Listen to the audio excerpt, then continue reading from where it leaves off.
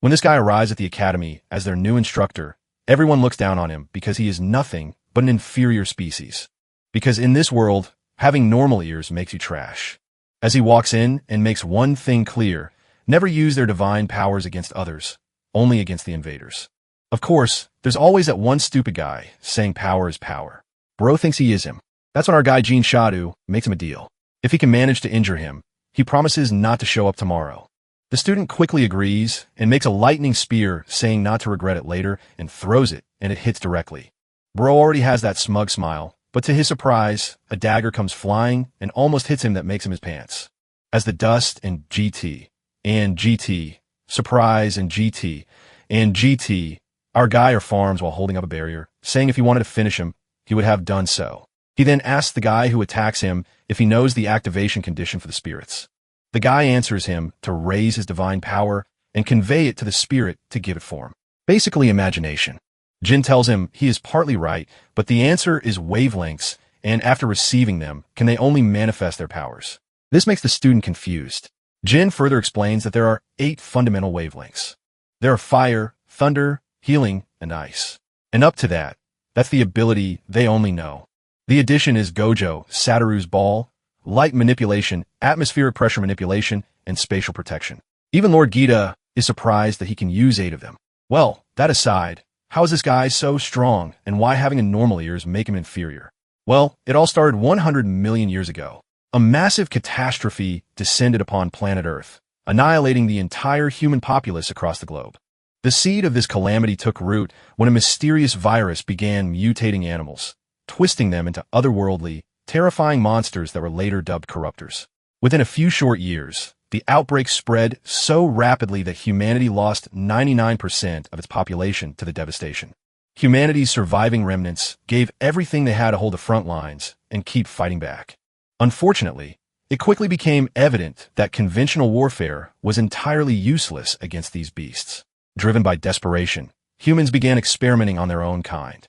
Out of all the trials, Jinshadu was the only successful test subject to show actual results. Alongside him, scientists engineered a counter-virus comprised of nanomachines designed to restore the planet's corrupted environment. Armed with his newly obtained unparalleled abilities, Jin became the superhuman savior of this world, always attempting to protect the last surviving pockets of humanity. Ultimately, however, it was all in vain. They were simply too late, and eventually even the final human survivors perished. With no one left to protect, Jin's existence seemed stripped of its purpose, having failed the very task he was created for. Or at least that's what his scientist friend Kagura believed. Jin held a fundamentally different perspective. To him, there was still a reason to keep going. Even if he couldn't save the present population, he remained confident that his powers could benefit future generations. With the nanomachines already hard at work purging the corruptor's influence from the environment, he was optimistic that the Earth would eventually be restored, and he was willing to wait for that day. Consequently, Kagura placed him inside a hibernation capsule designed to keep him alive for the centuries to come. While Jin slept peacefully in stasis, the monsters continued to ravage the planet. Yet, as decades turned into centuries and centuries blurred into millennia, the shift in the global environment finally began to compound exponentially. Those extraordinarily mutated creatures gradually began to deteriorate, making way for new species to thrive. This cycle of evolution continued for 100 million years, eventually bringing us to a scene where a trio of newly evolved humanoid beings is desperately trying to outpace a terrifying monster. The frantic survivors stumble across an ancient ruin and quickly duck inside to take cover.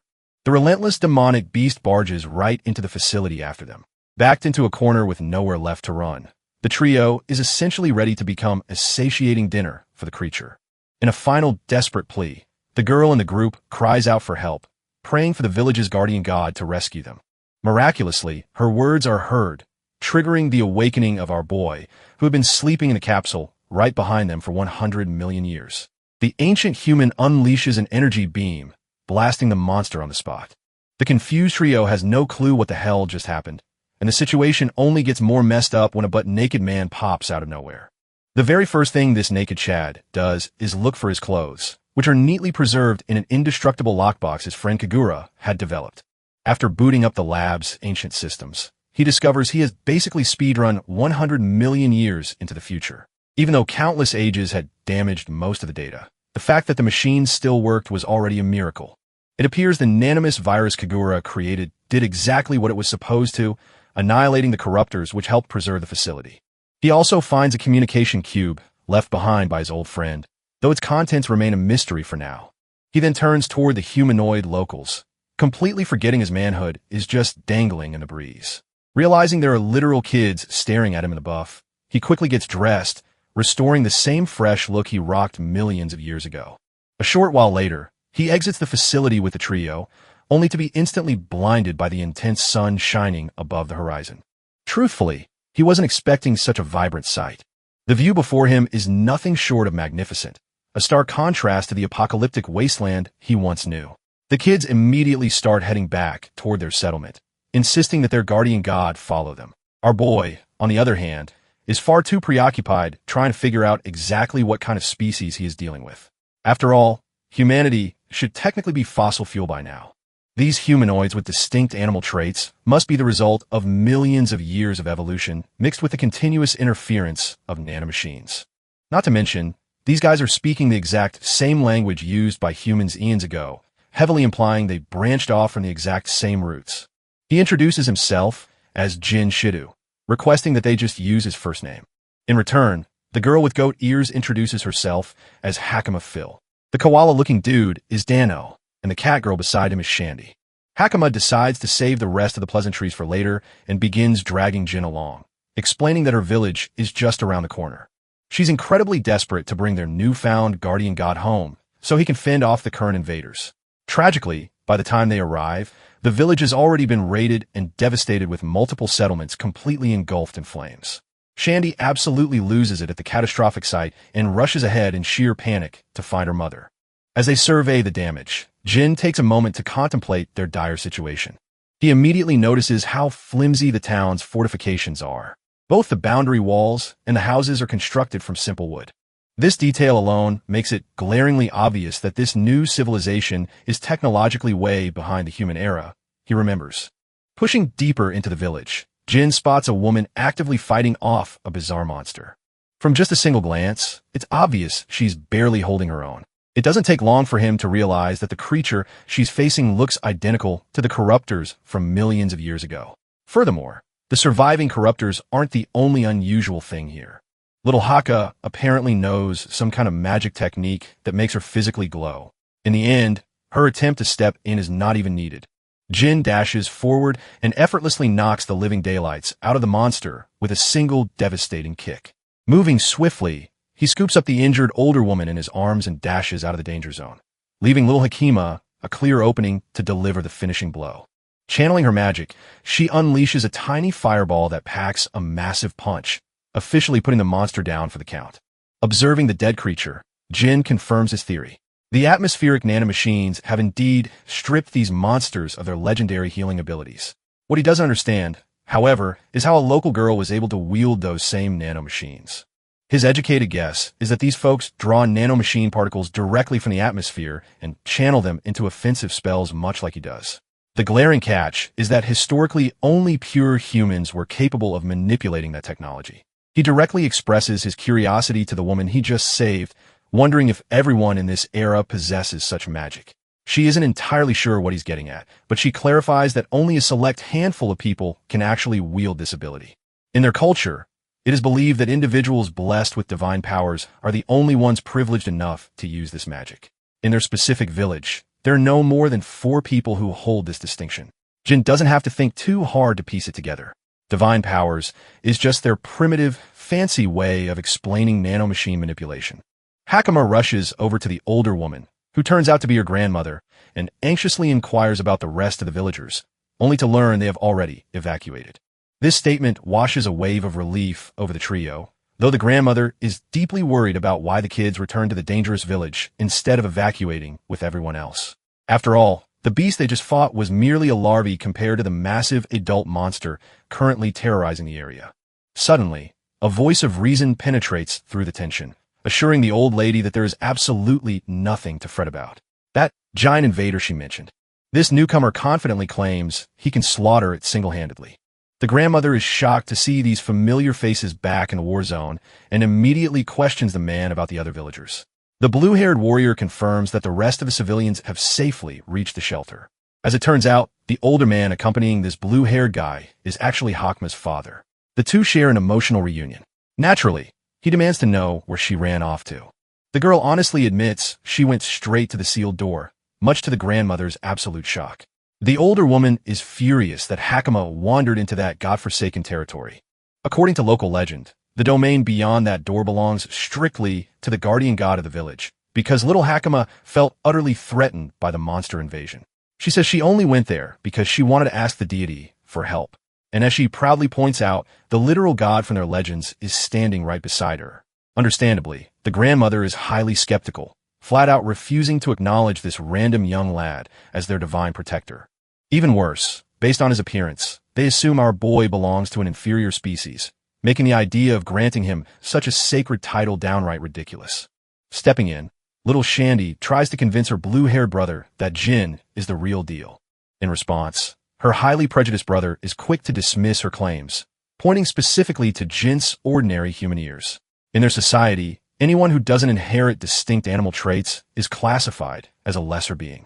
As far as this guy can tell, his little sister is just operating under a massive, naive misunderstanding. Still, the little girl stands her ground, proudly revealing that this man easily defeated the invader chasing them. Unimpressed, her brother brushes the feet off, arrogantly, claiming he could take down an invader just as easily.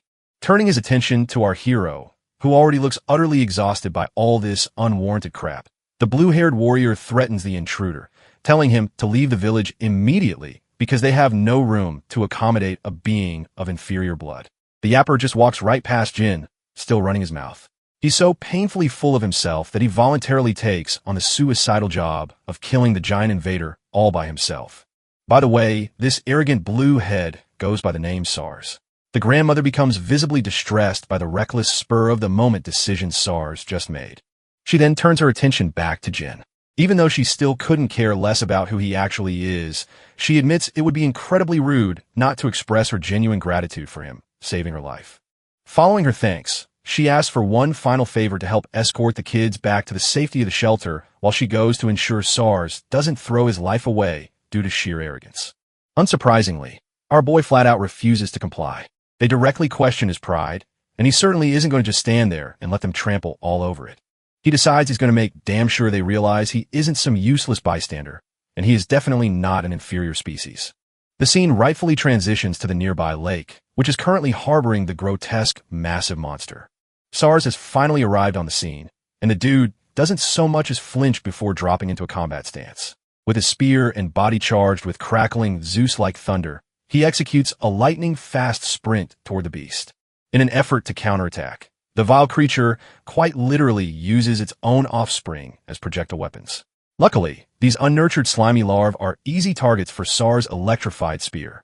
After clearing the path, SARS uses the chance to leap high into the air and land a brutal slash straight across the monster's face.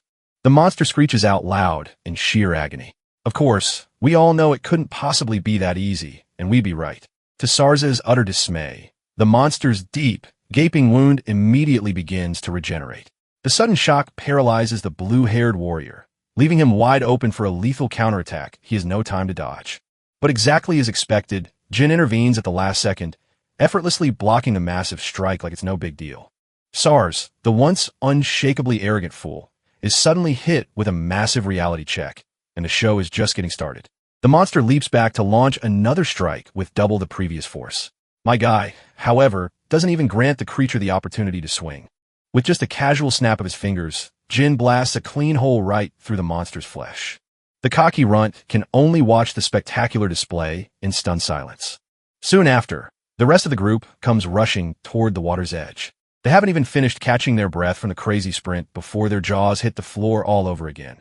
Watching our boy block the colossal monster with a single hand as the monster continues trying to apply immense force. Jin genuinely starts getting bored of the exchange. Deciding to wrap things up ASAP, he grabs SARS by the waist and leaps out of the way. By the time the camera pans out, we witness the massive monster completely pierced through and through by Jin's energy. SARS frantically argues that big flashy attacks are useless if the monster can just infinitely regenerate. Thankfully, Jin has already taken that exact variable into consideration. This is precisely where the nanomachines come in handy, actively neutralizing the monster's cellular regeneration. The damage SARS inflicted earlier was actually quite considerable, but the cut was far too shallow to overload the creature's healing factor. By now, SARS is practically having a mental breakdown, just processing the sheer possibility that this inferior guy might actually be their guardian god. Humorously, Jin quickly denies having any divine roots that would qualify him for such a grandiose title.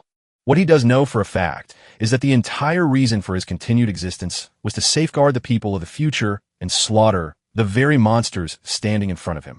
Enraged, the beast snarls and wildly swings its massive tail, desperately trying to squash the agile hero who keeps slipping through its defenses like water.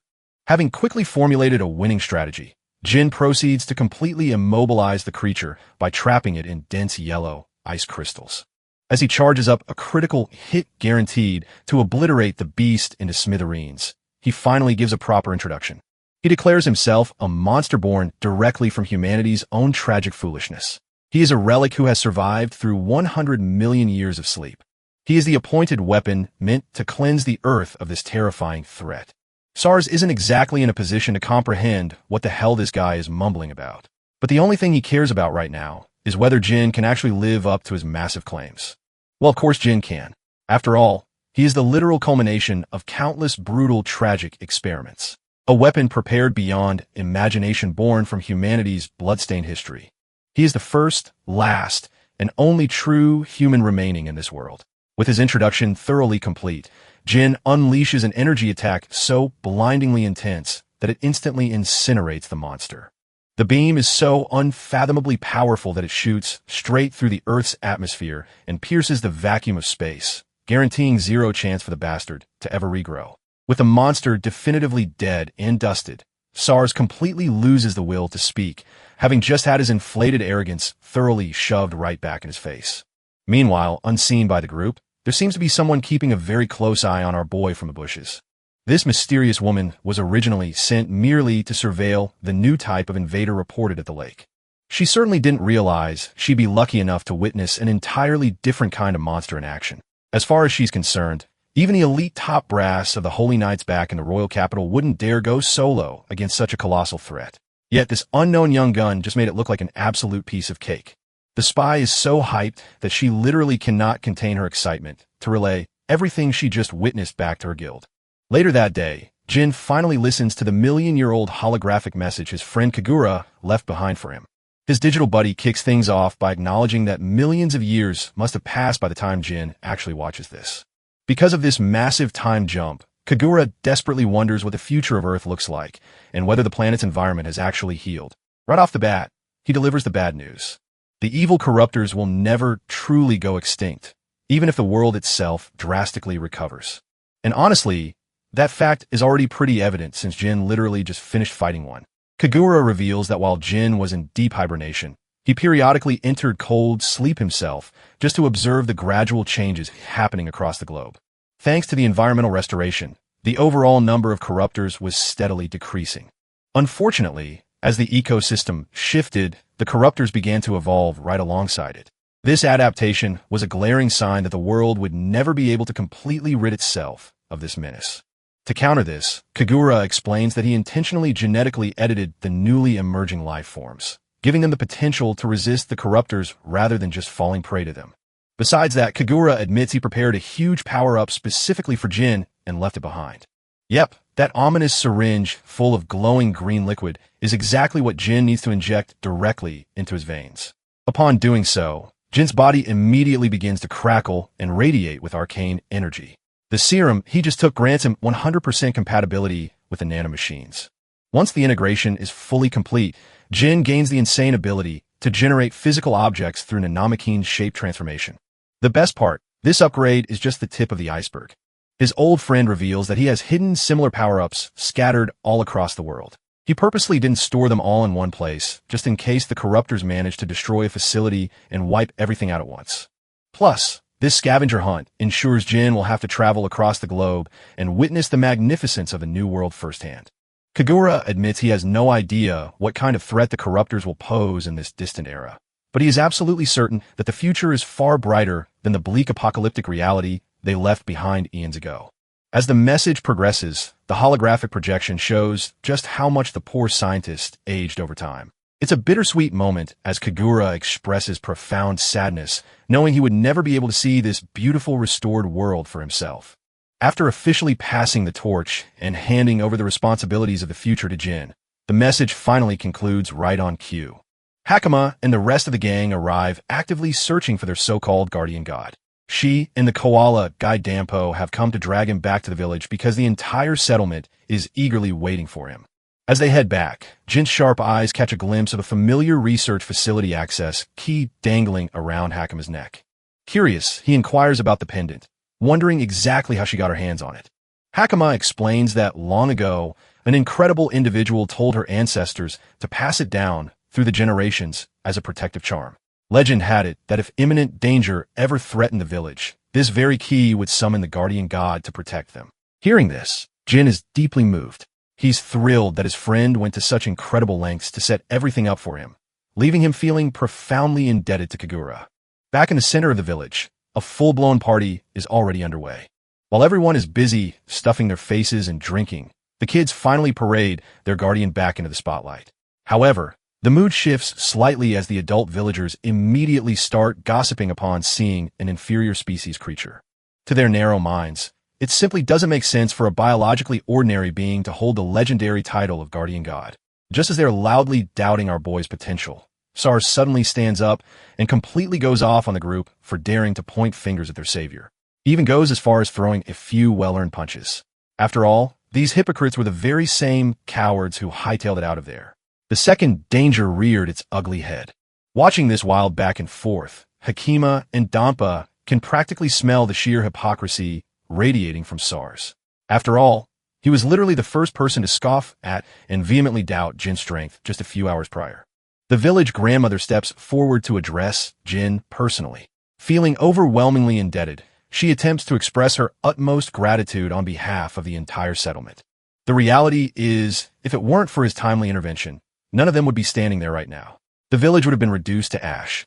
True to form, my guy nonchalantly brushes off the flattery, insisting it was just part of his job. Still, he knows these folks won't let him off the hook without giving him something in return as a gesture of goodwill.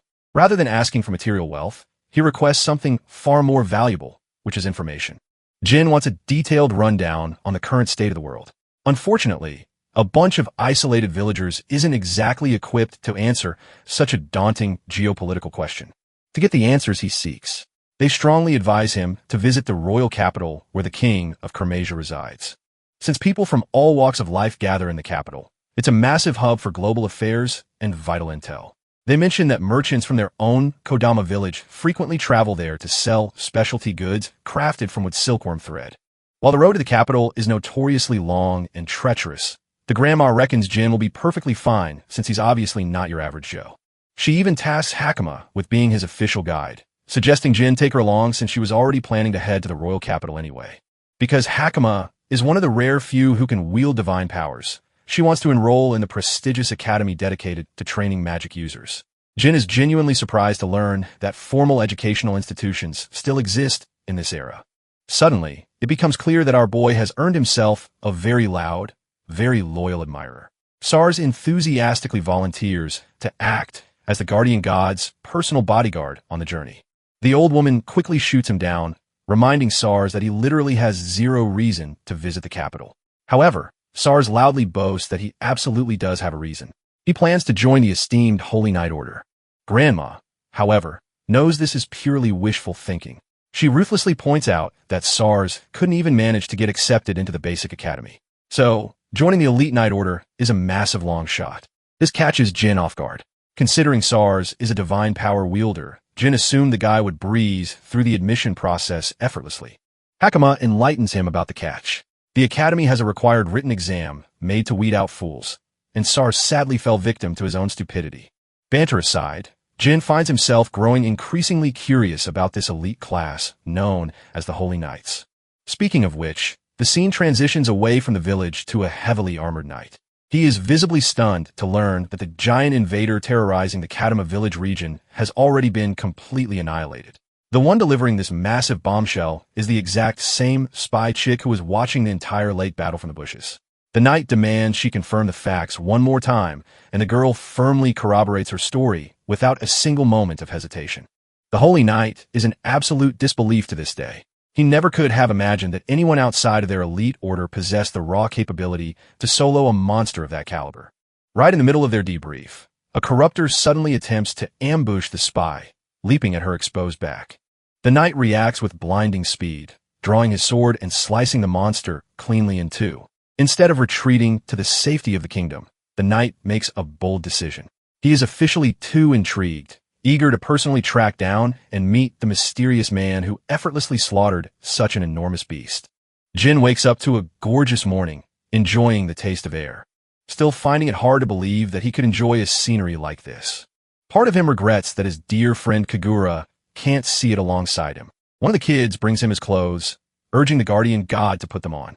In the next scene, we have our boy out on the village side. Hakuma's grandma is telling her to fulfill her duty properly as a guide, while Sars is acting all fed up that he couldn't be the one to lead Jin as a travel guide. Jin takes special interest in the guy and even praises Sars's movement, assuring him that he'll be waiting for his arrival at the royal capital. This remark turns Sars into a squealing fangirl wishing the guardian god the best and hoping that he takes care of Hakuma. Hakuma herself is told to be safe, and with that, the journey of the two begins with their departure. Hakuma and Jin walk together, crossing all kinds of gorgeous and scenic views. Hakuma shows him around until finally setting camp. Jin asks about how far the capital is. Apparently, it's 4 more days of walking, so it's not as far as he expected, but she's really curious about his side and why he's been on exploring the world. Refusing to share, he tells her that it's a secret. Deep down, Gojo over here knows that the corruptors are still alive based on Kagura's loose description, and he even got to encounter a few in this era. Corruptors normally reproduce only in ruined and polluted places, which is the complete opposite of this area, meaning someone or something is secretly causing a change that must be investigated. Hakuma is scared to see him make a face so serious while lost in thought. So, he apologizes to her for contemplating. Jin understands one thing. This era isn't totally dominated by the corruptor creature. Signs of survival are clear and around. His first main goal is to investigate the people of this era, then deal with the corruptors. Researching the monsters isn't so hard as he can personally do it at his leisure. Apart from that, Bro wants an immediate change and requests Hakuma to stop calling him a guardian god. She gives him too much respect even then, and he has to urge her to just call him Jin. The sound of a horse galloping catches the attention of both. A holy knight has arrived alongside his team, urging to have a moment with our duo. This guy looks like your average Prince Charming, except Jin doesn't care and asks about his identity. Anyway, hailing from the Holy Knight Order, the captain of the 7th Division announces himself as Argus Alton. The concept of a holy knight is still new to our boy who wonders if these are the interesting beings that the villagers mentioned. Among Argus' team, one bratty knight throws a tantrum and roars at the commoner for showing complete ignorance to her leader by refusing to stand up. She even tells her captain that these two must be the culprits, only for Argus to tell her to tone down. Karina is fussing in the background while the holy knight addresses Jin with more respect this time. Our boy is simply curious about Karina's words earlier, but the holy knight brushes it off, acting like she was just being rude. Argus then changes topics and asks about the identity of the man, where he came from, or where he's headed next. Hakuma shares that they belong to Kadama village with a route set to the royal capital. Karina uses this as confirmation again, acting on her high horse as she accuses the two of being the inferior species. In fact, she goes on this whole pretentious expose, acting like she's 30,000 IQ for revealing inferior beings from Kodama village. Jin is actually fascinated by the advancements of this world when he hears that there are birth records. But Argus butts in again and stops Karina from making reckless assumptions. In fact, he can tell that the little girl Hakuma is actually wearing special Kadama clothes, ones that are revered with high quality, even at the capital. The children of the village don't wear such royal clothes, therefore confirming that they are indeed from the village, proving Karina's dumbass wrong again. Though he's certain of the girl, Argus unsheathed his blade and points it at the man standing before him, declaring him different from the rest. First, he's never even seen this guy's clothes, posing the question where he belongs to. The Holy Knight explains that many bandits have been causing trouble along the road between Kodama village and the capital. It's possible that this guy is one of those bandits trying to traffic children, and Hakama is also in on the act while acting harmless. The little girl tries to pitch in with a denial, but they don't believe a single word. Without thinking things through, Hakama charges up an attack only to get cornered with several magical swords pinning her from every direction. She earns the praise of the Holy Knight for having divine power. While our boy is pretty impressed by the power of a Holy Knight, Argus' capabilities are strong. Jin can see that right away. And now that he's in a position of true authority, the Holy Knight demands an explanation on where the man came from. That information will be the deciding factor between letting our boy live or not. But just hearing that, Jin glares at him with a look of murder. The tension is strong, but eventually Bro decides not to pursue his feelings and simply gasps that he came from Kodama village. Karina jumps up to call him a liar to his face, but Argus genuinely accepts this explanation and puts down his weapon. This is a shocking turnaround, especially when the dude was moments away from making death threats. The Holy Knight can sense that he's not telling a lie, while Hakima officially declares Jin as the guardian god of the village. The concept of a guardian god fascinates the Holy Knight, but he doesn't take it seriously and turns around to leave. He goes back up on his horse, apologizing for his rudeness. Argus was actually doing all of that as part of his job.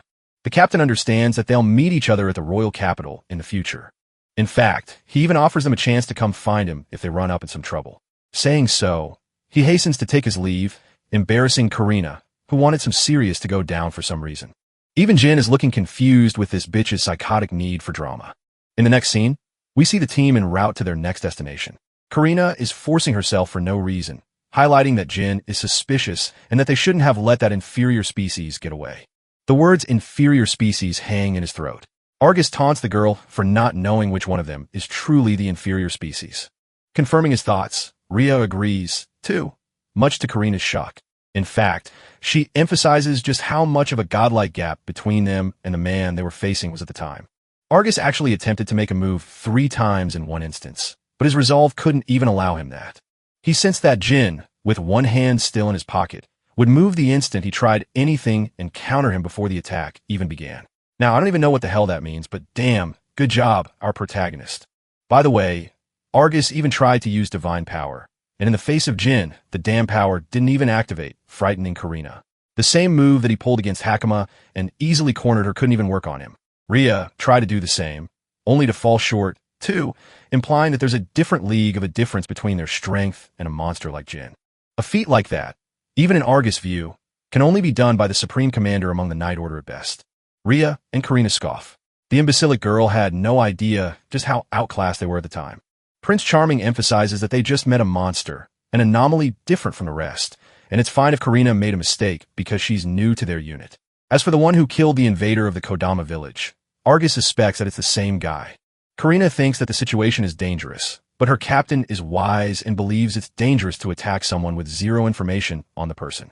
He also believes Jin is pretty chill for being passive, and right now their goal is to return to the royal capital as their involvement is no longer necessary. The final thing they talk about is to inform the guild regarding the situation of the bandits. And in Argus' thoughts, he is left arranged with this guardian god character of Kodama village. If only that man could become their ally, it could solve a whole number of issues their country suffers from. In the next scene, our boy is on the road again with Hakama, mentioning how they encountered someone interesting the other day.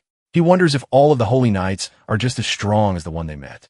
But Hakama clarifies that Argus was exceptional. Even among the Night Order, only the best of the best are hailed as the Holy Knights to become their leaders.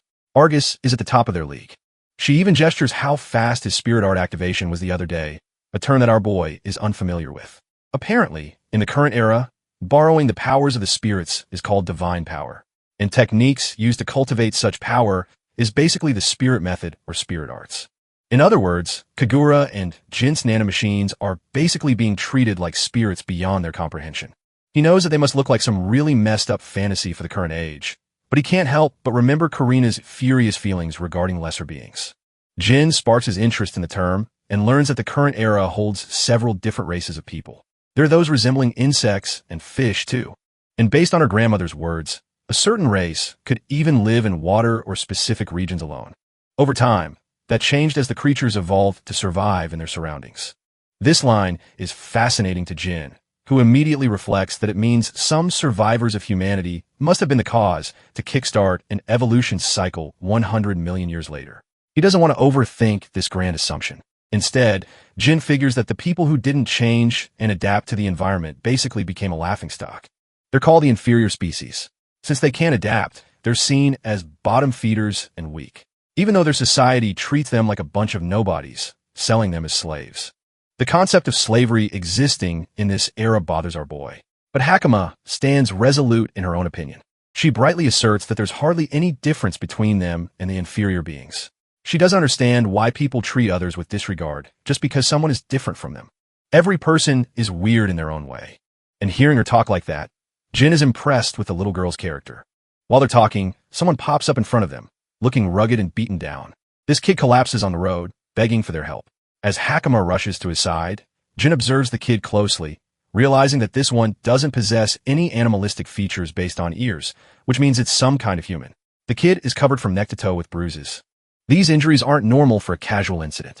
Hakama tries her best to lift the girl up while Jin activates his powers to help heal the person.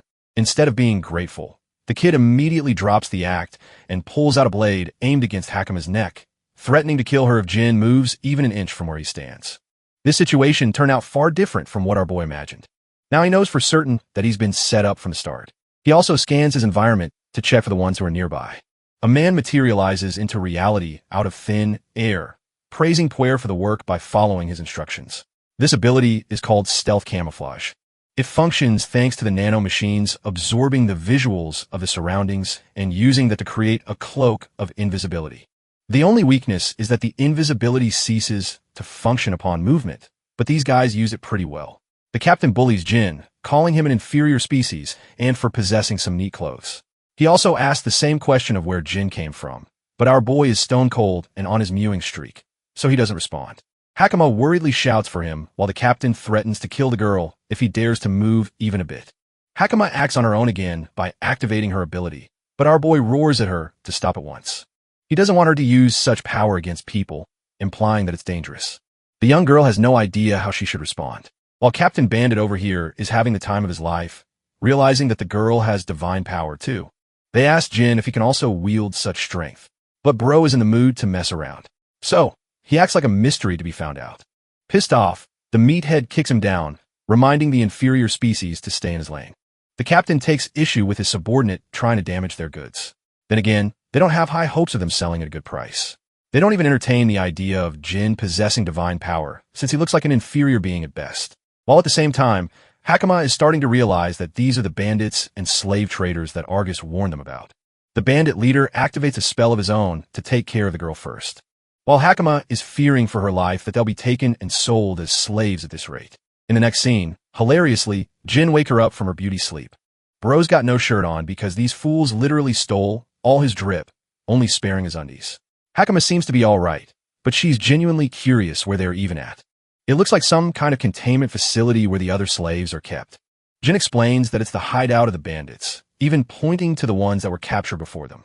All these guys look like they're in rough shape. Most are inferior species. It's a grim scene, but hilariously, Hakama is more curious why this dude's got his tits out in the open like that. Jin explains they took everything away from him for looking strange, but she's just amazed how confident this man is without his clothes. Apparently, this look is what suits Jin most in comfort. But aside from that, she's the most curious why he didn't fight back then and there. With his godlike power, he could have wiped them in a single go. Before he could answer, Puer was sent inside the room for some breakfast. After finding them awake, she offers them a meal. Hakama is pissed off, but Puer doesn't really care whether they hate her or not, as she never had any expectations of being forgiven. The pure girl is annoyed, but Jin stuns blue hair by actually calling her kind. It comes as a shock to the pretend victim. But in reality, Jin shares that bad people don't even care about the concept of whether someone hates them in the first place or if they deserve forgiveness. The fact that Puer thinks of these things is enough to conclude she's kind. Regardless, the underwear man over here is done playing yoga and gets to the real business. He grabs hold of the bars in Uncle Ro fashion, literally freaking bends him apart to carve him a way out. Puer is completely stunned by the unbelievable thing she just witnessed. In reality, Jin has actually been waiting for her all this time for a private conversation. The blue hair is confused as to why, but Jin can already sense that she's blackmailed into working because someone she cares about is in prison here somewhere. Puer is terrified that how this guy's guess is so damn accurate. He even goes on to heal her wounds, emphasizing that the only reason he was fooled is because he knew the girl's wounds were actually real. Criminals don't really go around roughening up their own allies to near-death condition. That's how he knew immediately that Puer was being blackmailed and forced into work. Jin's words cause her to experience massive guilt, ultimately allowing her a chance to share that her little brother has been captured by these 6 scumbags. They constantly threaten that they'll sell the boy outside the country if she resists, that they'll never let her see him again. Puer breaks down into tears, collapsing that even her parents were slaughtered by these bastards, so her brother's all that's left. Just hearing her side of the story gets this man going unlike anything else. Jin is in a literal fit of rage, and Hakama finally understands why he let himself be captured like that. His goal has always been to save these people, but he also knows that villains are stubborn and annoying. Even letting a single one escape leads to disaster later, because they can rebuild their power and create trouble again. Long story short, Bro wants to squash these cockroaches together, and he starts off by kicking the crap out of this furry with a backshot. With the path now open, Gojo Satoru intends to rip these low lives to pieces. Jin knows the psyche of villains more than anyone, and we get an understanding of this when we circle back to 100 million years into the past, when human civilization had reached its technological prime. The kid at the time was beaten down and had nothing. His first thoughts were to admire justice in the world. But that admiration came with a second, more haunting realization. Any world that needed justice was also filled with an overwhelming amount of bad people. People who wanted to hunt him down, for example. Living an ordinary life is something to be praised. But in the kind of environment he grew up in, the boy never experienced the peace he ever wanted. So when it came to the people who tried to mess with him, Jin literally crushed them under the weight of his powers, breaking their bones and destroying them over the years. He took down bad people everywhere he went, continuously crushing the ones that disrupted the peace of the world. Until one day, a man came to him suggesting a different opinion. He thought that Jin had been born into the wrong world. And that leads us back to the present. Our boy strides forward like a total Chad to confront the fools standing in his way. Having already laid waste to piles of bodies, Bro just wants to increase his kill count, and refusing to answer any questions, he throws one of their own at the henchman in front. The moment one of them catches the guy, our boy swoops in with a lightning-fast kick and slaughters the other. His friend is left horrified because Jin just sends this dude with a crater in the wall, appearing no different than a goddamn monster who doesn't know how to stop. Terrified, the guy tries to run away, but it's pointless. Only his agonizing screams reach the lower-level captives. Puer can sense that this scream is coming from the others. She's genuinely starting to wonder who the hell Jin is. Hakama casually reveals that this dude is a walking god, and that they have nothing to worry about as he'll take care of everything by himself. Right now, they need to follow his instructions to head outside, but it's terrifying to Puer that they're about to be saved. The leader of the bandits isn't exactly easy to beat. Even though he possesses a talent for powerful divine magic in a battle of brute strength, it's hard to imagine anyone taking that guy down. But while Puer is thinking such useless thoughts, our boy already has the dude quivering on his knees. The boss begs Jin to stop, offering him lumps of money, even adding slaves into the picture. By the way, Puer's brother is kept in this room. Jin is disgusted by the mere suggestion of being offered slaves. He kills another guy in front of the boss, while the bandit leader questions what the hell is going on. Not even his spirit arts can seem to activate in the face of this man's divine powers. But even more than that is the mystery of why Jin gained all this power. Hilariously, our boy calls this clown a half-baked villain, because the real ones at least have the spirit to run away when they know they're outclassed. But the bandit leader alongside his henchmen are all condescending who look down on others, deluding themselves into thinking they could win. But the moment they fear a loss is in sight, they begin to plead. Honestly, this verbal beatdown is satisfying. And following our boy's advice, the bandit leader moves his feet to start running. He goes straight to the elevator to pull the lever, unleashing a secret weapon they've encaged as a monster. Jin is shocked to find it corrupted under their control. It's a powerful beast acquired for a certain noble. What bothers me is how the hell purple Arnold Schwarzenegger over here couldn't break out of his cage sooner. The bandit leader is more than happy to give Jin a challenge, vowing to reduce everything to chaos. As the creature roars its battle cry, the corrupted monster attacks first, swinging down hard as if to smash Jin into the ground. The attack is blocked, giving us a view of that massive guy in the process. The bandit leader is left speechless by the power of Jin's ass. The power of his muscles. Meanwhile, Jin shares that he was literally born with a superhuman body, possessing muscle fibers several orders of magnitude higher than the average person. Now that it's his turn to strike, this man kicks the creature back before vowing to unleash more of his strength. Bro shoots a Kamehameha wave like he's Goku or something, wiping out the monster to pieces in a single blast. All that yapping, and the bandit leader is back to where he started on his knees again. Jin stares him down, wondering what this pathetic scumbag will do next. Now that he's run out of options, Bro tries to weasel his way out, begging to be spared. But my glorious white-haired king responds with a straight punch to his face, refusing any chance of mercy. With the matter settled, he takes back his aura farming drip and apologizes to the kids in advance for waiting. First, Bro wants to check the documents to gather direct evidence of their crimes. He opens a drawer and finds an interesting set of notes. Just one glance at them probably makes you think that this dude has hit the jackpot. But no, our boy has absolutely no idea what the hell he's reading right now. The language is unfamiliar to him, so he is too intense to use Hakama for help. Even then, Jin just can't place a finger on why these bandits were using the corrupted. To confirm his suspicions, he inspects the torn remains of the monster he defeated. This way, he can access the cameras of the surrounding nanomachines floating in the room. Jin wants to check the records of last week at the least, and stumbles across a footage of his liking. Apparently, this one noble came to them with a monster and refused to elaborate his intentions with the creature. Instead, he left them a little nugget. This conniving villain hinted at the demise of the country soon. Jin takes note of this detail for later. While the scene cuts to the children who escaped the containment, Puer ends up reuniting with her little brother. The two embrace each other in a long hug, feeling safe that neither of them got hurt badly. She turns and addresses Jin as a god, thanking him for all his efforts, while Bro refuses to accept the name. Aside from that, he's curious about the people in red uniforms currently seizing the bandits. Apparently, they're supposed to be guild staff members. In fact, the person with the majestic hair and beard standing close to them is the guild master of their city. That same man becomes interested in Jin and walks over to ask whether he had anything to do with the incident. Our boy confirms his contribution, imploring Pudra to introduce himself formally as the guild master and thank him for his efforts. He takes one look at the guy, stunned as to how someone could defeat such a large number of people without even taking a single hit. Despite wielding the appearance of an inferior species, Patrick can tell this guy is no laughing matter. The guild master shares that the incident resulted in heaps of damage. Bandit extermination requests are at an all-time high. This makes Jin curious because he thinks any lord would do his best to prioritize the capture of the bandits. The guild master Aster laughs, arguing that not even the lord has that level of authority. Dealing with the crimes is considered the duty of the guild members, the ones who swear their loyalty to the king. Even if Lord Chapin, the ruler of the land, were to commit crimes, they would have to report the situation to the king. Even if something like that seems unlikely, Padrak is confident in his assumption. While Jin is comparing the situation from 100 million years back, realizing that a lord represents a mayor and the guild is acting like the police, even then Lord Shapian is not someone who can be trusted easily. Jin decides to surrender all the documents that he recovered from the bandits, questioning if they can be of any use to the guild. The guild master reads one of them only to realize that it's a proper list of the ones who traded with the bandits.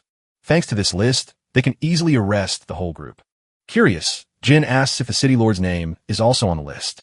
But impressively enough, Lord Chapian's name is nowhere to be found, making him a clever villain who hides his tracks. For now, Jin can't do much about the situation. He's helped free the slaves, so he wants to know what will become of them now. The guild master assures them that the guild will take responsibility for returning them home safely if a missing report has been filed. But for the ones who don't have such a thing, unfortunately, they don't have anywhere to go. The system is shitty because it refuses to account for cases like Puer and Nino who lost their parents. So, Jin asks for a shelter to keep them in. Shockingly, this era doesn't even have a shelter in town. Pedder can only find work for these kids, but because they're both classified as inferior, doing that will be difficult too. The kids are sulking while Jin is disappointed that it's all the same in this world. He doesn't want to leave these kids alone, even if there's nowhere to work. Suddenly, an idea pops up in his head, so he asks them if these two would be willing to work somewhere if they had the chance. Puari agrees to try, which makes Jin remember the Golden Knight Argus, who had once offered to help them if they ever needed it. In the next scene, we're at the royal capital, Koja, to visit Argus. The Holy Knight is on his way back when suddenly he experiences a sudden chill out of nowhere. Arriving at his residence, he tells the team to rest up for the day. Argus returns to his quarters. He's welcomed by an entourage of maids and butlers welcoming him with pride and glory. The first thing he does is ask for an update, and from the reactions of his servants, the Holy Knight can gather that something must have happened. The butler apologizes for troubling his master only when he's just returned. While this is going on, His sister watches the scene from above with a glaring look. Argus receives a report and gets an immediate headache. The situation is way worse than he thought it would be, as an invader seemed to pop inside the capital and wreak havoc. The question of how it got in is less important to him, but rather who helped navigate the beast inside is the real problem. His best guess is that it's someone from Harness Academy, a place teeming with suspicious people plotting their demise. Regardless, he's in dire need of comrades to control the situation of the capital. And at this time, Jin and his group resumed their journey for the capital. 3 days flew by into the extermination mission. Pure began to wonder if there's truly a job for inferior beings like them to take up in the capital. Being the kind man he is, Jin assures them that their ability to read and write is already a huge edge. So, he urges the kid to have more confidence. Hakama, on the other hand, points in the distance, sharing that the capital is near. Our boy is absolutely gobsmacked when he stares at the grand beauty of the royal capital. By the evening, they arrive inside the capital. The place is bustling with people all around. Hakama reveals that the capital relies on imports, which means every kind of good is available here, even the Katama clothing that they once mentioned about. Jin finds it interesting and all, and takes notice of a bunch of insect mutants too. There's an abundance of races around here, showcasing how they all develop differently. The streets are tidy. Safety is top-notch in the capital too. But even with all those benefits, there are some disgusting parts. Jin reflects that each era shares its own bundle of problems. He asks Hakima about the entrance exam for the academy and learns that it's going to be held next week.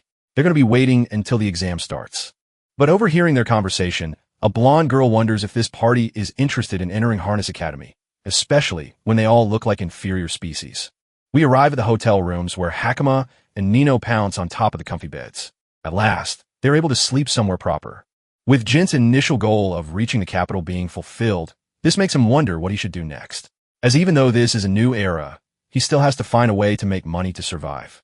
By the way, Bro got a lump of money for the extermination of the bandits, but he knows it won't last him forever, especially not with the 4 of them. Then there's the added issue of finding these kids jobs to work at, and an immediate solution to this would be a meeting with Argus. However, right now, they don't know anything about the guy's location or what connections that could lead them to him. Jin speculates a bunch of options, prioritizing the investigation of corruptors first. He knows that there are people in this era trying to exploit such monsters for their own goals. Corruptors are by nature very dangerous beings, so they can't be left unattended. This time he refuses to let the living face total annihilation again.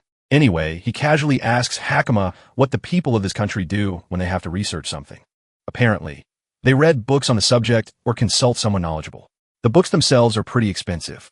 Even in the village, they had to read the books together just to afford them. At the same time, the royal capital boasts a spectacular library, allowing research to be much easier. Jin likes that idea, because now he can use that library to his advantage and find clues about the laboratory that Kagura left behind. In the next scene, Bro's at the receptionist's desk, but the girl openly rejects him from using the facility. Since books are considered sacred national property, they don't allow just anyone free entry. Only the students of a recognized academy or nobles are allowed to use such a place. Once more, complicating the situation for our boy. Hakama hilariously reminds Jin that Bro can't even read in his current state. Though he's trying his best to learn letters, it'll take him a while to get a full grasp of the language. Bro is scratching his head like he's got an exam to prepare for while 2 dudes in a cloak are secretly spying on them as part of their mission. They come up to confront Jin for a simple chat, but actually it's a conversation that starts with a violent punch. Our boy reflexively grabs his fist right away before taunting the guy for having amazing manners in his introduction. So much for the city's safety when people are attacking like this. But the guy remains arrogant, and Jin wards off his fist up in the air, diverting a powerful magic blast. The fighter praises him for having sharp instincts, while Puer can't fathom how these guys are openly using divine power in the middle of a civilian zone. Our boy wants to understand what these losers are after, and soon figures out that someone has placed a target on his head. That only works out in his favor, though. Even though these bullies threaten Jin's group to get lost from the capital unless they want to deal with danger, Jin doesn't really budge on his position, inviting the guy to try and attack him again, only to get his fist caught and literally slammed into the hard ground. After delivering a reality check to one of them, he turns to the other, who is firing a magic blast right at him. Jin refuses to dodge and blocks the fiery attack Heaton, making this guy think he dealt some serious damage. But out of the smoke emerges a hand as he quickly grabs the guy and lifts him up as if he weighs nothing. Adopting a serious tone, Jin mocks them for being pathetically weak while challenging him. That is, if they even have the will to try. Bro really is the Gojo Satoru of this story. Meanwhile, his victim is questioning how on Earth a low-level species is capable of so much strength. Suddenly, a knight from the Order stops the fight. It's Karina, who is annoyed that she has to interrupt her day off for this trouble. The girl doesn't even care about the assailants who attacked Jin. She just wants to throw both Haka and our boy in jail for the last time, much to Jin's favor, causing a scene that attracted the attention of someone connected to Argus, even if she's currently screaming in his face. After busting a street fight, Karina spots Jin and immediately gets excited because she believes she has finally caught the inferior species Jin causing trouble in the city again. She is just about to start lecturing him, but a demi-human spectator standing nearby approaches her and admits that she saw everything that happened. The spectator explains that Jin was actually the one who got attacked first and that he was only defending himself during the fight. When Karina checks the faces of the attackers, she quickly realizes that they are her usual foolish troublemaker juniors from Herisk Academy. She quietly hopes that the Holy Captain's younger sister is not involved in this mess again. Jin asks Karina if she's currently on patrol and questions her about it, pointing out that he thought guild members usually handled duties like this around the city. Karina replies that she was simply taking care of her nightly responsibility of maintaining order while she was on her way to visit a cafe nearby. Now that she has personally seen Jin defeat several strong students from the academy with ease, Karina begins to feel that her captain's earlier suspicions about this so-called inferior human might actually be correct. She tries to leave after asking Jin not to cause any more trouble, but Jin stops her and uses the chance to request that she guide him to her captain, Argus. Once the ancient human finally gets an audience with Captain Argus of the 7th Division, he goes straight to the point and asks the man to hire them, reminding Argus that he was the one who had previously offered his help.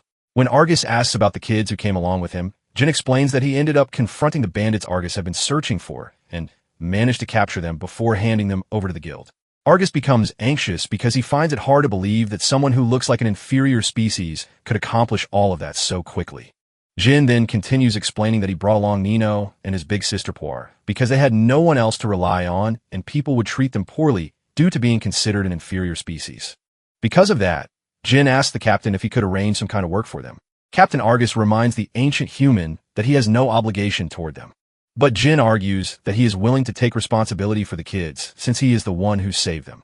Argus finds this reasoning interesting while the children look at their savior with hopeful expressions. The captain then quickly forms an idea and decides to use the kids as a bargaining piece. He calmly tells Jin that he will allow the kids to stay at his place and work there only if Jin agrees to work as a teacher at the academy. Jin accepts the condition without giving it much thought, and soon the kids are changed into maid outfits. Poor thanks the captain sincerely while the captain instructs his other maid servants to properly educate them and make sure that no discrimination happens. As Jin walks away with Argus, he asks the captain what kind of catch is involved in him working as an instructor. Argus explains that although he has no clear idea where Jin originally came from, his instincts tell him that Jin is a trustworthy person. The captain then moves directly to the real point and tells Jin that he wants him to infiltrate the Harness Academy. Jin becomes serious and asks for proper explanation, and Argus begins describing the current power struggle inside the capital. According to him, several factions are locked in a quiet cold war over control of the throne since the king is critically ill and might kick the bucket at any second now. He further explains that aside from the usual succession conflict, there are also individuals who hold no legitimate right to the throne but still want to seize power. Apparently, these people are extremely dangerous and are even using the corruptors, which people in this era call invaders, as weapons to push their plans forward. Jin remembers Lord Sheepian and begins to realize that there might be even more troublesome figures than him. The captain explains that he wants to uncover these people, find their hidden base, and that Herisk Academy is currently the place he suspects the most. Argus then knocks on the door and introduces Jin to his younger sister, Miria Olton. He explains that she attends the academy and will guide him there. Mia immediately shows her sharp tongue as she calls Jin a lowly, inferior species, just like Karina did earlier. The captain quickly tries to stop her and reminds her that speaking like that is rude. However, she keeps insisting that she does not approve of giving such an important task to someone she considers an inferior species. Points out her rude attitude, which makes the captain embarrassed, and he apologizes for her behavior. Karina steps closer to Jin and quietly whispers that Mia is actually very capable, but she strongly dislikes inferior species. Miria keeps throwing insults at Jin and claims that she does not see him as someone qualified to take the role of an instructor. Hakama then makes the situation worse by casually revealing that her guardian cannot even read. However, Hakama quickly continues by praising how strong and capable Jin really is. Her words suddenly make Karina realize that Mia was the one who earlier asked the academy students to attack Jin. The captain repeatedly apologizes again and promises that he will properly discipline his sister. Jin changes the subject and asks Argus what exactly he is expected to teach at the academy. Argus replies that from his observations, Jin seems quite skilled with spirit arts, which is why he believed Jin would be the perfect person to teach the basic fundamentals. He then lists the 4 basic spirit arts as ignition, discharge, freezing, and healing, and explains that being able to use even 2 of them should already be considered enough. Hearing that the basics here consist of only 4 spirit arts, Jin realizes that the bandit leader from earlier was actually quite skilled. The ability he used would already count as a special spirit art in this place. Jin quietly smiles as he decides that he might change the way people in this era understand these special powers. The story then shifts to a week later when it is finally time for Haka to take her entrance exam at the academy. Argus walks in together with Jin since he wants him to take responsibility for the instructor duties this year. It appears that every year 1 division from the Night Order must fill this position, and this time it is the turn of the 7th division. While Jin quietly walks behind them, the fat man named Redman keeps staring at him the entire time. They eventually arrive at the headman's office, and Argus respectfully greets her. The headmaster smiles when she sees her former pupil doing so well in the Night Order. She then mentions the faction struggles happening inside the country and starts criticizing Jin, telling the captain that sending an inferior species to handle such an important academy role makes it look like he is taking the matter lightly. The captain firmly insists that Jin is more capable than anyone else in his division. When the skinny rat Lord Gita notices that the headmaster seems ready to accept Jin as their instructor, he quickly objects to the idea. He now takes over the role of insulting the poor ancient human and strongly argues that they cannot allow an inferior human to take such a position. The headmaster then turns toward Lord Erdman and asks for his opinion regarding this protest. The fat man casually agrees with the concern, but then presents a practical argument about the backlash they might face from both the students and the other instructors. The headmaster then joins the protest as well and admits that she shares the same concern. Jin realizes he is being spoken about without being included, so he steps forward and stands up for himself before respectfully greeting them. He calmly introduces himself with proper manners, showing that he can remain composed even while being openly mocked. He then asks the lords a direct question, wondering whether they're judging him because he looks like an inferior species or because they believe he lacks the power needed for the role. The principal smiles and replies that the only thing that concerns them is whether he truly has the required ability. Then she asks him if he can prove it to them. When Argus suggests that the headmaster test him herself, she agrees, and a quick mock battle is arranged at the Harness Academy Spirit Arts training ground. The sly skinny rat is the one who steps forward to face Jin, laughing as he says that at least Jin will not embarrass himself too badly since there are only a few students around today. The headmaster then explains the rules and makes it clear that they can only fight using spirit arts because that is exactly what she expects their new tutor to teach at the academy. Some of the students gather to watch the match, including Miria, who stand among the spectators. She is excited because this is the first time she will see the skinny rat personally engage in a battle. Jin already understands how this will end, yet he lets out a quiet sigh and allows the Institute to witness his power for themselves. Argus, however, begins to feel uncertain. This is the first time he will actually see the person he recommended fighting in front of others, and he worries that Jin might end up embarrassing him in front of everyone. Lord Gita, on the other hand, looks extremely excited and seems eager to end the match quickly. While putting Jin in his place, he quickly declares that he will take the opening move and immediately launches a huge fireball that he believes will be enough to defeat Jin in a single strike. Jin avoids the attack calmly and effortlessly while the skinny rat remains convinced that he can still win and prove the captain's judgment wrong.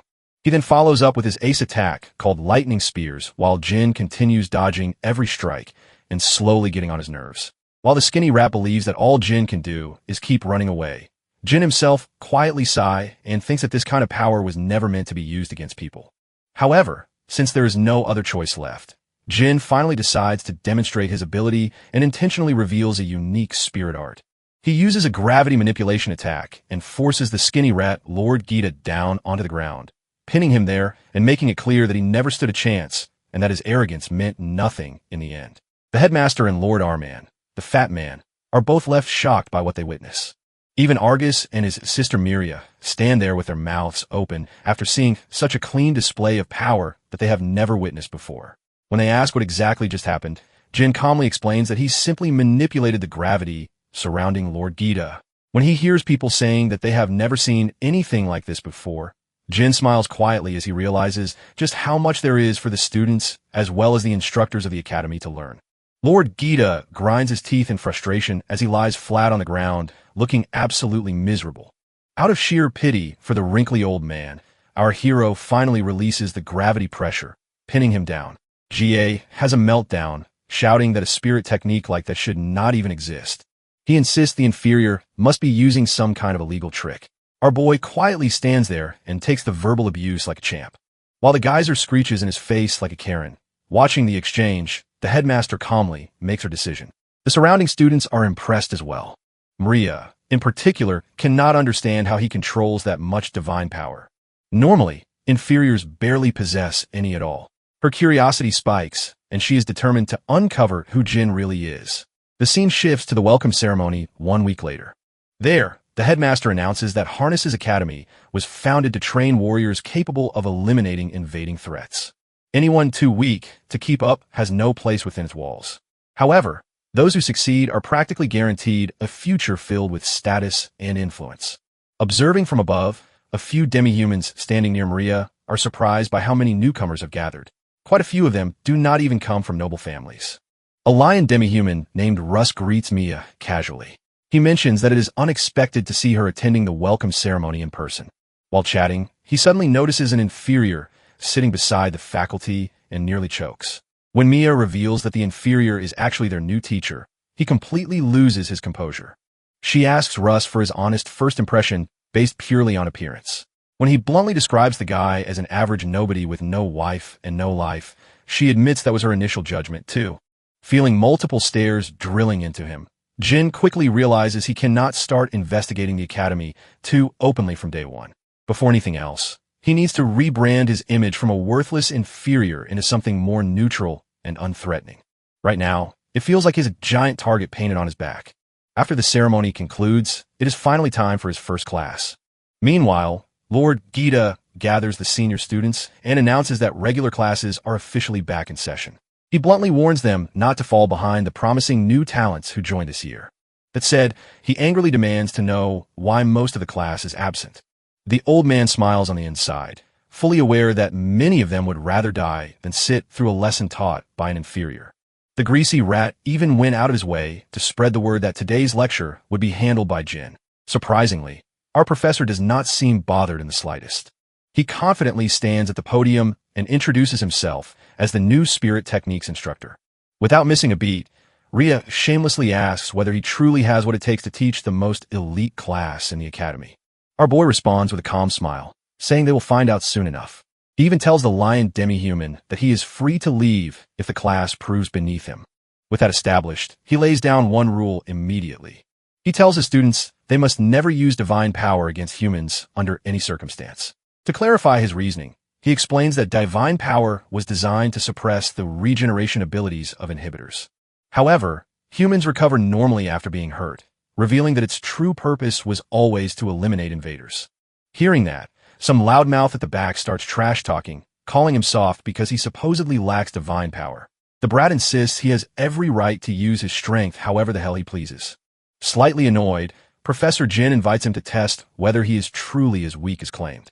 Right there in the middle of class, he tells the student to hit him with his strongest move. The kid grins arrogantly, declaring he will never attend class again if the professor so much as scratches him. Seizing the opportunity, he conjures a lightning spear, crackling with energy. Even Lord Ga tenses up, worried the classroom might not survive such a reckless attack. Without hesitation, the student launches the spear straight at Jin, kicking up a massive cloud of dust across the room. Everyone assumed the inferior got destroyed, but then a blade shoots out from the haze and jams into the wall behind him, barely missing his ugly mug. Jin calmly explains that the sword would have gone straight through him if he had truly meant to finish him off. With that, he delivers his first lesson of the semester. Never judge someone purely by appearance. Russ watches in silence, wondering if that technique even qualified as a spirit art. Professor Jin continues smoothly, explaining that inferiors are labeled that way because they are considered weak. Then, as someone clearly leagues above them, he asks what that would make him. His aura surges to its peak, as he answers his own question that he declares is what you call a teacher. Next, he delivers a second lesson. He asks the same kid if he knows the criteria required to activate spirit arts. Acting like it is common knowledge, the student answers that it all comes down to vivid imagination. If you picture something clearly enough, the spirits will carry it out. Professor Jin agrees that imagination matters, but adds that there is one critical element they are all missing. He explains that spirits respond to different wavelengths, and they're what really trigger their actions. There are 8 primary wavelengths in total. Among them, ignition, discharge, healing, and freezing are the 4 most people know. However, gravity control, light control, atmosphere control, and spatial manipulation also exist. Lord Jie nearly chokes, seeing him use all 8 of them so casually. With that revelation, our boy formally begins his first real lecture. Later that evening, he contemplates where to start his investigation into the Academy secrets. The campus is crowded with students at every corner. After the display in class, he is the main topic of discussion. If he wants answers, he needs access to somewhere students are not allowed to enter. On his way, he crosses paths with Maria. Without hesitation, she bluntly asks him to admit who he truly is. He responds by asking how he could be anything other than the so-called inferior everyone labels him as. She cons that would make sense if not for his ability to command all 8 spirit arts effortlessly. Not even most demi-humans are capable of that. Our boy shrugs and tells her it is not that complicated, comparing it to switching tabs between different wavelengths. Of course, he knows it's more complex in practice than it sounds. She requests they continue this conversation somewhere private. Once alone, she repeats her question about who he is. This time he claims he is simply a human who was placed in cold sleep beneath Kadama village for a few million years. To humor him, she asks what he supposedly did before hibernation. Jin answers honestly that he served as a special forces agent for his country. Even though millennia have passed, he remembers those days vividly, as if they happened only a few years ago. Curious, she presses further, asking why someone who fought for his nation would be sealed away in cold sleep. He feels sad, admitting he failed his mission. He honestly thought that if he pushed himself hard enough, he could protect everyone, but in the end he failed and lost it all. He also confesses that becoming a professor was not random. He needs the influence of the Alton family. Moving on, he asks her where they are headed. She soon leads him to a dusty, run-down room, explaining it used to be a storage space where instructors kept their teaching supplies. On one of the shelves, an owl statue immediately catches his attention. He asks what her real reason was for bringing him here. So, Miria admits she has been investigating the strange, empty space located right next to this storage room.